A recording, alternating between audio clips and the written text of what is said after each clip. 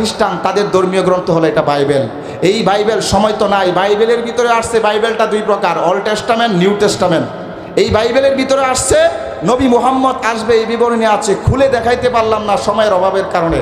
সংক্ষিপ্তভাবে আপনাদেরকে বলছি, যে কোনো ধর্ম বলেন, অনেক কাটছাট হওয়ার পরেও আল্লাহ এক, নবী মুহাম্মদ আসবে, তাকে পৃথিবীর সমস্ত মানুষের মুক্তির জন্য হাসরের সুপারিশকারী হিসেবে মেনে নিতে হবে।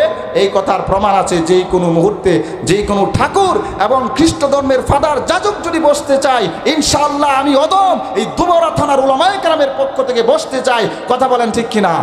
কোনো হিন্দু ধর্মের ঠাকুর, কোনো খ্রিস্টান ধর্মের ফাদার, কোনো মানুষ লাগবে না। আমি এই অদমকে যদি পরাজিত করতে পারে, আমি যেই রেফারেন্সগুলো দিব বিভিন্ন ধর্ম থেকে মিথ্যা প্রমাণ করতে পারে, আমি নিজে কান কেটে চলে যাব ইনশাআল্লাহ। এতটুকু হিম্মত বিভিন্ন ধর্ম নিয়ে পড়াশোনা করার পর অন্তরে জাগ্রত হয়েছে।